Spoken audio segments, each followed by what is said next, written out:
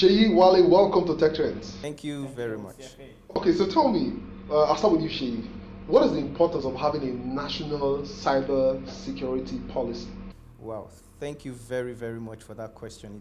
It's quite an important question that we actually need to answer. Cybersecurity plays a massive role in any organizational development. Now, you only need to look at the numbers. You know, the population. Nigeria is about almost 180 million people, and out of that 180 million people, there are at least 70-80% of those people that are connected to the internet. For instance, even if you look at even the demographics of the people, I have a mechanic and he's actually connected. He's on, and I'm thinking to myself, this guy is using this thing and he has no clue, the protection, and he's using it freely, and he doesn't even know the implication of what he's doing by, putting in his username and passwords and all those things.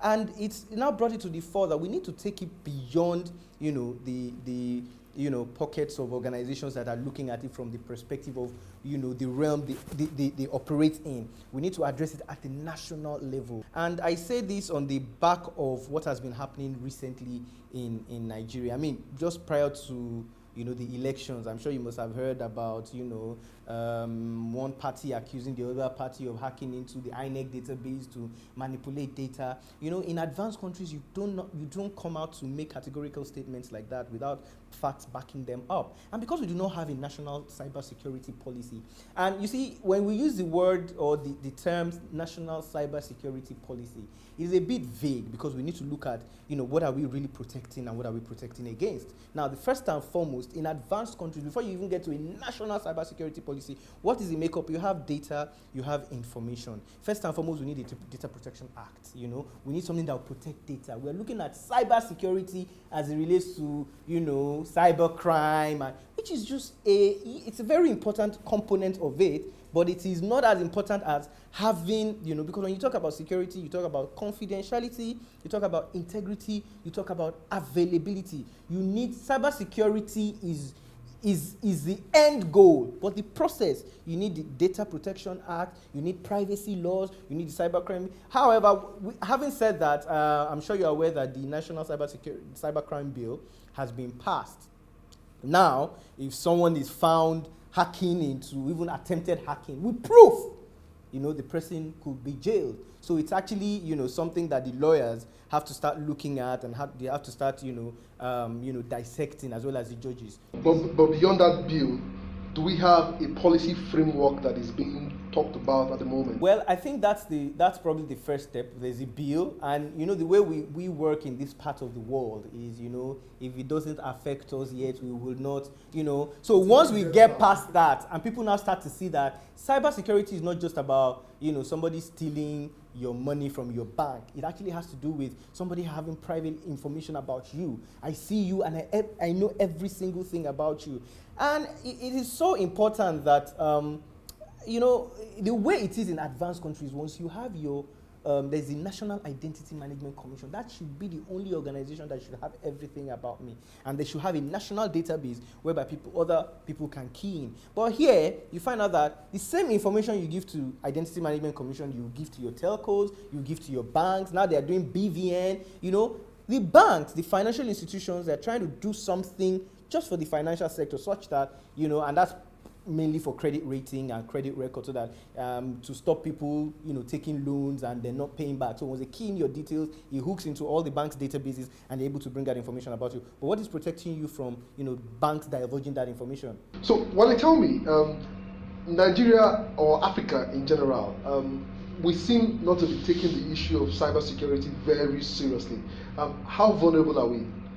That's a very good question, CFA. When you're talking about the level of vulnerability of Africa and Nigeria as a whole, I would say the level of exposure is very high, in the sense that the level of awareness when it comes to cyber security is very, very low, because like he said, there are a lot of people at the bottom of the pyramid. People like the market women, the mechanics, the artisans, everybody in this age and time actually have their handheld devices with smartphones and what have you, with internet. Now all the telcos are selling data to everyone. You can do a whole lot. everybody is connected to the internet. But the question is, do we have appropriate protection? And appropriate protection to forestall, cyber attacks, to forestall even as simple as a virus attack on the system. Because imagine the number of smartphones we have in the currently in Nigeria. If all of them, with the Androids running on Android OS running on them, and they're all affected by as simple as a virus attack all over the nation. It's so shocking that people don't take this, they're not aware of this first and foremost, and also organization as well. As at 2016, by the virtue of what we do, we visited a full development house. When I mean full development house, they actually in the business of developing applications to banks, and and we got there, we checked, we're just doing periodic check and find out that even the system they were using for development does not have an antivirus. Now talk of having sophisticated security system in place like firewall, intrusion prevention system. Yeah, though when you look at cyber security, information security, holistically, it's not just about the technology, it's about the people, where the awareness comes in. That is where I was actually going to the next question. Okay. If, for instance, somebody drops maybe a virus attack, a malware attack, in somewhere, say, a place where the national budget is being handled, and then the person drops it in somebody's system there, maybe through an email, through a phishing mail, can that malware creep into the entire network of that It is very possible, believe me. And I'm going to share a very quick experience with you. You see, in hackers and those fraudulent guys are very sophisticated these days. It is actually possible to write a malware. In fact, malware these days has a lot of intelligence in place. And someone that I know very well went visiting a cyber cafe, some time ago, and the system he actually used actually been compromised by a malware with an SMTP engine. In fact, what the malware was doing was it would compromise anyone that have access to the system, start to send a lot of emails, love messages to everyone. But it was what a malware has done to him. So yes, and as simple as having what? Antivirus. As basic as that. It's not, so if you don't have all these controls in place, believe me, the risk to individual, the risk to business, the risk to the entire, to the nation. If you remember the Arabco situation where the national critical infrastructure, the power grid was actually affected by a malware, and it actually brought down the power grid. So that's how sophisticated malwares are in these days. Sheyi, we're privatizing and we're building everything around technology. I want you to talk about the fact that the power grid was affected by malware. Is that a possibility with us? Of course, it is a possibility. I mean, what he's trying to talk about is, in technology, there's what is called the supervisory control and data acquisition. What they do, those are look, if a nation, say a US or a Russia, wants to attack any nation in the world, they don't physically need to come here. They don't physically need, all they need to look at is, look, what are the critical national infrastructure of this nation?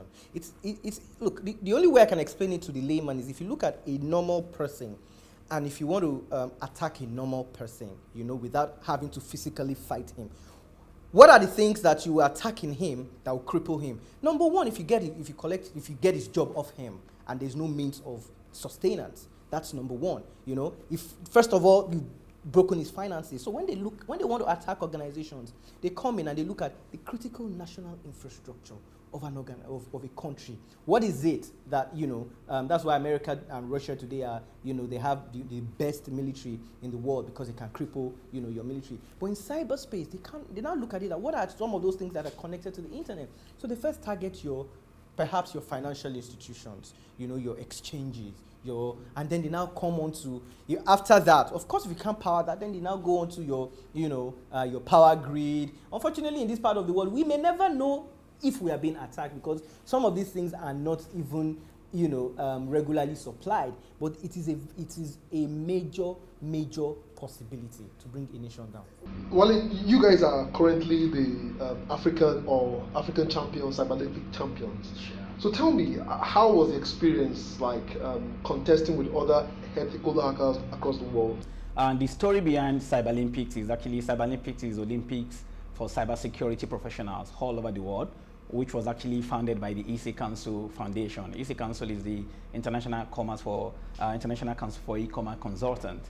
So they actually have this game to foster peace and unity, among all nations. So all the nations in the world, Africa, the continent, the Asia continent, all the continents actually participated. And in Africa, over 40 teams. When I mean saying Africa, How many teams from Nigeria? From Nigeria, we can't tell from the statistics, but all the teams in Africa actually competed, and it was actually a very rigorous exercise. It involved penetration testing, computer forensics. You need to actually simulate to see. You're given a system to see if you can actually break into that system. So they're testing how you can, the ability to gain access to a system, and your ability to be able to defend the system as well, and at the end of the day, your ability to be able to do a root cause analysis in case of a security incident. That's actually what the competition is all about. And we have actually been privileged, of course, to actually came top in Africa.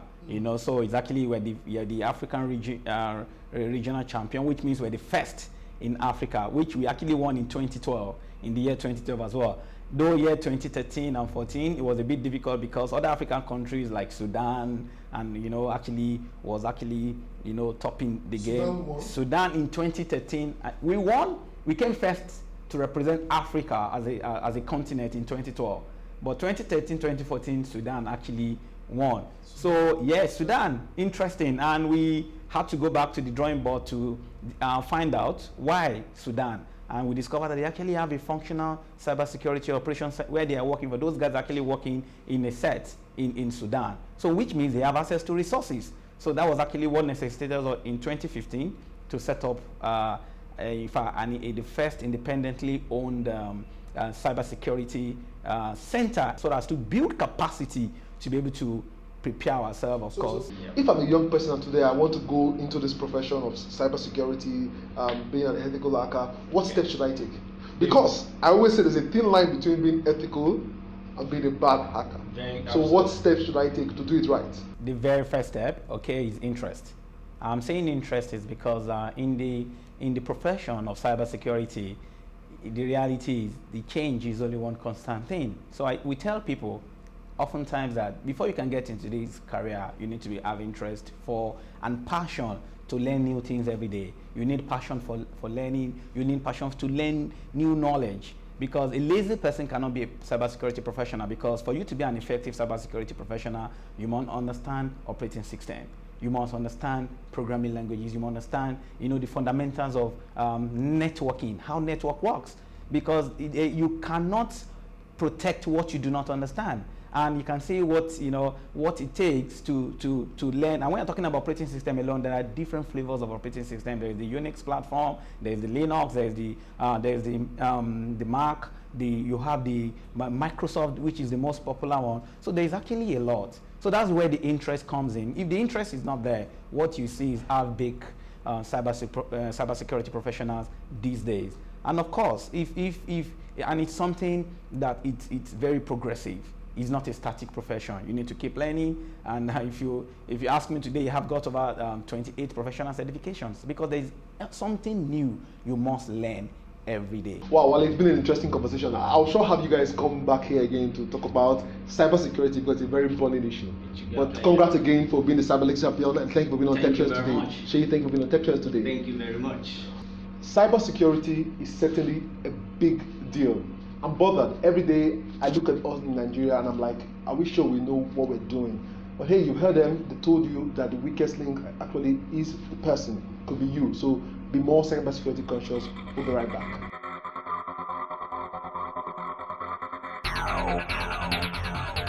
We've come to the end of today's show. However, the conversation continues online. Remember, you can watch these and all previous editions on the channel's TV YouTube account or via my blog, techsmart.ng. For Tech Trends, I'm Chukwuemeka Agbata.